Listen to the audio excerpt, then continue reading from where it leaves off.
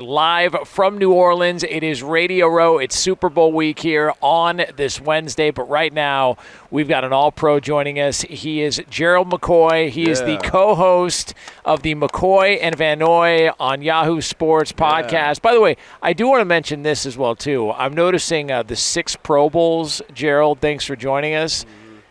Do those feel a little bit more sentimental, seeing what they've done to the Pro Bowl now? We are having this conversation. It's crazy you brought that up. I just had that conversation with somebody, and I said, the Pro Bowl is the Pro Bowl.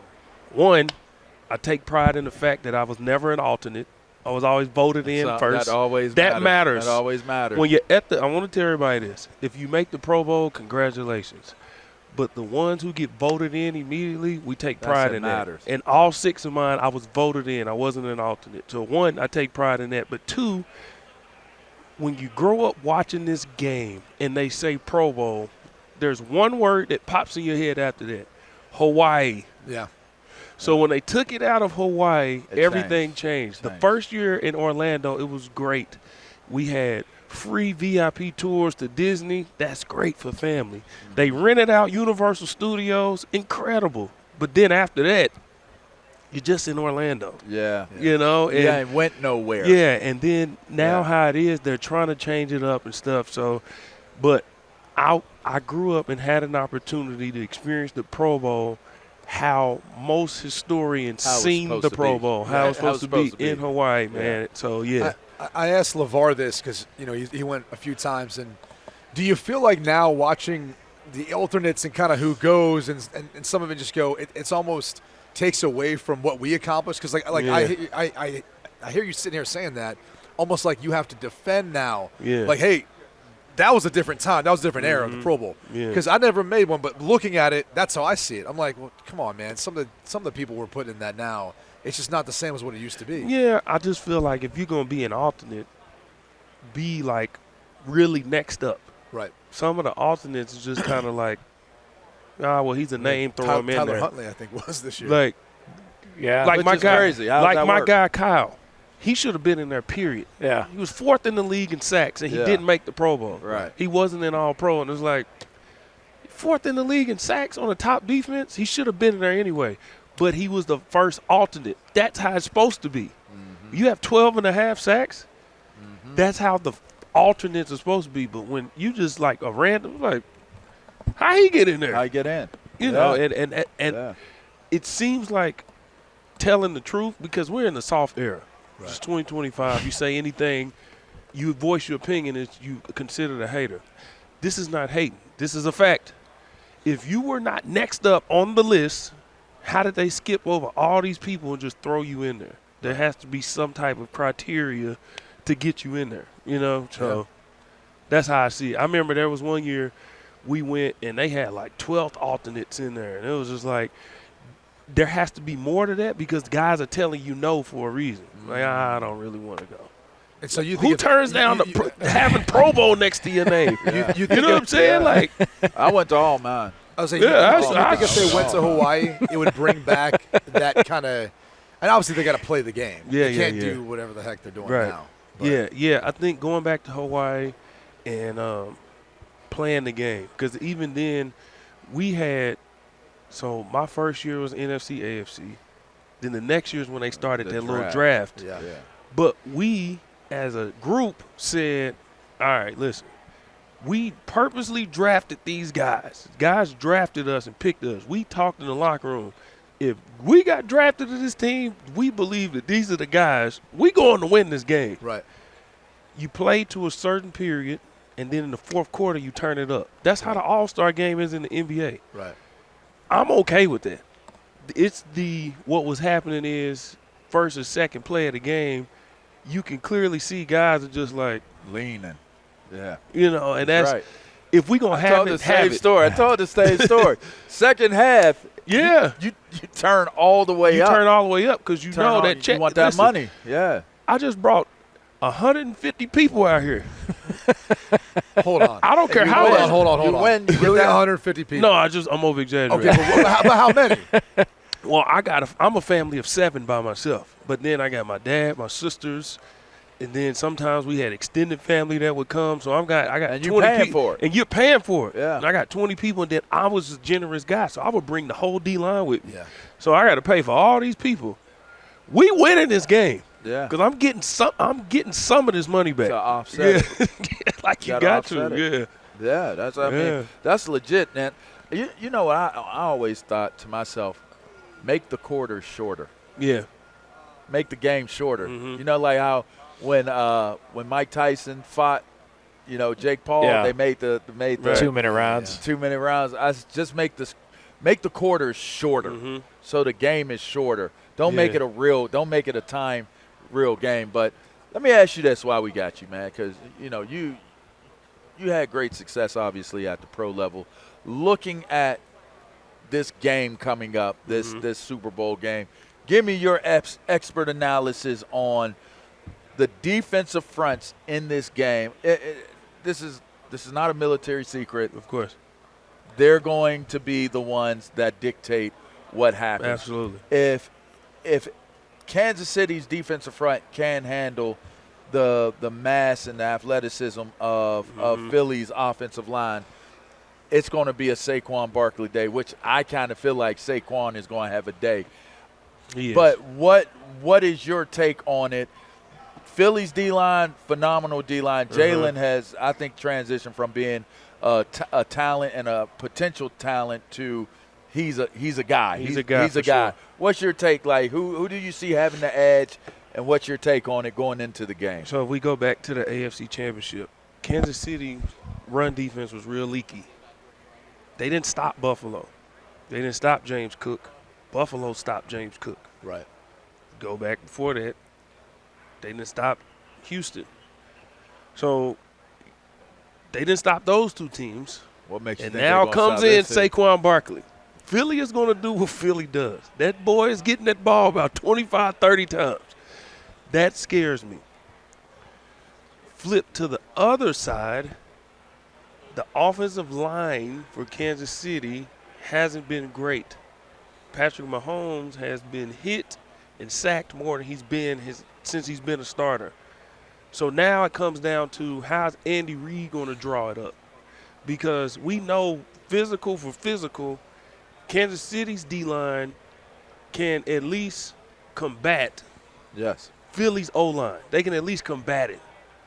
Flip it, I don't feel like Kansas City's O-line can combat Philly's defensive line, so it's going to have to be drawn up. And, Brady, you know this, the run game is going to have to be screens. Yep. It's going to have to be different variations Which of nobody does it better than Andy Reid. not just handing the ball off. Yeah. And that's the joy of having Andy Reid. He's the best at He doing can it. manipulate your defense, and you're giving him 2 weeks to be able to figure this out. Where it's going to come in is, can Kansas City, Andy Reid can manipulate you all game. At some point, they're going to have to go man for man and block Philly's defensive line. Nolan Smith is really the X factor. You go back to the Rams game when Jalen Carter had the sack and then the pressure. I broke it down on NFL Network. It wasn't that he did anything special. You know why he came so free? They slid the protection to the right. Right. The guard who's supposed to stay and wait when Jalen Carter comes into the A-gap, they're supposed to double and wait. He was so worried about Nolan Smith that he didn't hold. He took off running to go help with Nolan Smith on Havenstein because he was killing him all game. And Jalen Carter literally was just running upfield. The center was looking this way because he's thinking when Jalen Carter comes down, I have help, so I'm going to peek. And when he peeked, Jalen Carter just ran straight to the quarterback because of what Nolan Smith has been doing. Gotcha. So we talk about Jalen Carter, but people forget Nolan Smith is playing the best football he's played since he's been in the pro. So that's going to be the X factor, the tandem of those two. Gerald McCoy joining us here on Fox Sports Radio, the co-host of McCoy and Van Noy on Yahoo Sports. I did want to ask you, we were talking about this yesterday, the Tush Push. Mark Murphy, the Packers president, until he retires in July, doesn't like the play, wants it outlawed. And we were kind of having the discussion, it doesn't really look like anything else in the NFL. As somebody who played at the highest level on that defensive line, how are you stopping it? Can you stop it? for me, I feel like everybody's tried everything. You can try and lift the center up. You can try and load the A gaps. It's really a matter of Jalen Hurts and his strength and how he's running it. And, I mean, he has to fall forward for a yard. Right. And by the way, the NFL averages over 70% for all teams using it. Yeah, that's what I'm saying. So it's a matter of how they're using it. And for me, I've never been a guy where it's like, oh, they shouldn't run it. Is it legal? It's legal, right? Yeah. It's legal. Then you got to try to stop it. Stop it. Don't let them get that close. Don't let them get that close. Put them in, get them off track, get them off schedule. All Philly does is what Philly does. They get in a position where they're close enough to where they can run this play. If you don't want them to run it, keep them out of that position. I don't think you should, we should outlaw this play. We've already made football so soft, we can't just stop. They can't run it because can't nobody stop it. That's weird. I want to transition and just talk about your transition from football to broadcasting. First off, was it something that you always envisioned? And then second, you have a unique perspective. Your last stop with Las Vegas Raiders kind of went through that whole situation with Gruden and everything else. And so I'm kind of curious to get your thoughts on just how that season went, how that went down. But then even now what he's doing with his career, also trying to kind of maybe get back into it more, but doing it in a unique route through more broadcasting. Yeah, so one, yes, I didn't really have a choice. You know, from the time I can remember all the way back to being 4 years old playing Santa in the school Christmas play to being in church and leading songs and doing promos for my high school and at OU and with Tampa. And when I got, speaking of Vegas, or when I got injured with the Cowboys, everybody started calling immediately. Do you think he's going to keep playing? If he's not, do you think he's ready to start working his way? I'm like, golly, let me quit first. You know, like y'all forced me into this. I feel like you shined on Hard Knocks. Yeah, and then I remember watching Hard Knocks. You know, Hard Knocks, what they did is they came to me before, and they said, hey, are you ready to be a star? And I said, just turn the camera on. That's all I need you to do. Push record. I'll do the rest. And that's just me. It's not where – I don't like tryhards. When people are not just themselves. Was it Liam Cohen? When he did the Duval, whatever he did. That was how did he do it? Duval. That was a try hard. You're trying to be something that you're not, so you can fit. Like me, what I am is just what I am, and that's who I've always been. Cameras don't bother me. Articulating my thoughts don't bother me. Thinking outside the box don't bother me. So it was kind of like a rite of passage, and you guys know there's nothing that can substitute for that competition on that field, that locker room, the travel, all of it. As much as we say, woo, I'm tired, I'm exhausted at the end of the week, you give anything to go do it again. I'm done. So to have I don't want to go back and do it again, G. I know I'm sitting not right now. I don't ever want to go back and do it again. You didn't? No. So what has substituted for the game? I love this. This substituted for the competition? I don't get the feeling. That's all I'm saying. I will never That's what I'm saying. And I agree with you. That's what I'm saying. The feeling. I want to be here. The feeling. I want you doing what you're doing. Yeah, and I love being here. I love being here, and I don't want to go back and play. But when you're done playing, you try and find something. I was blessed enough to be able to transition right into this. And that season in Vegas was all over the place. It was crazy, man. And we was able to work through it, made the playoffs. Yeah. But, you know, Gruden, he's always had a unique way of breaking down the game. That's why he was such a dynamite on Monday Night Football. Can you do an impression? Can you do a Gruden impression? I cannot do a Gruden impression. He's not. Oh, come on, man. No, I don't have no Gruden impression. I don't know that any of us can up here. Can you do one? No. Yeah. But Gruden, he was what you seen. That wasn't bad. It wasn't bad. That's not bad. This guy's McCoy guy. Yeah. You know? Yeah, that's not that's bad. what You got to get the face with it, though. Yeah. And you hold the face with it, then you can get to it. So you're a Sooner, huh? Yeah. So you're a Sooner, huh? Yeah. He's nice on Italian. I mean, I tried, man. Listen, I'm trying. I got to work on it. Did he get a bad rap? You were there with him. Mm-hmm. Some guys came out and they defended him. Obviously, he's getting looks now again. Yeah. From your perspective of it and how it all played out, Did he get a bad rap, or was it just? Whatever he did behind the scenes is what he did. All I can go off on was what I seen in person. And Gruden was a great coach, great guy, fair, pushed everybody to be great, didn't accept mediocrity, and he took care of his guys. So all you can do is speak on what you can speak on. All I can speak on is what I seen and what I was around. What he did behind the scenes, there's a lot of stuff that people do behind the scenes that nobody sees.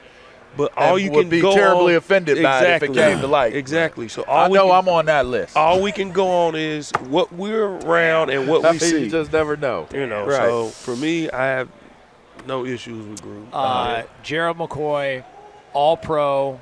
Yeah. More importantly, a Pro Bowler when the Pro Bowl was really the Pro Bowl. Yeah. Also, the co-host of the McCoy and Van Noy on Yahoo Sports. By the way, McCoy and Van Noy with Gerald McCoy and Kyle Van Noy is on Yahoo Sports. It's the show that brings fans inside the locker room and breaks down the game through a player's point of view. Congrats on your career, your post-career. You've transitioned. You've done really well for yourself. We're happy for you, man. Thanks for stopping by. Thanks, y'all, man. I appreciate it. I love all y'all, man. Hey man, stay on them knuckles though, man. Hey, you know what I mean? Stay. Make sure you continue to address them knuckles. You know what I mean? PSA to America. Yes.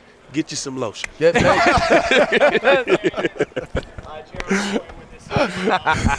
Sports Radio. It is two pros and a cup of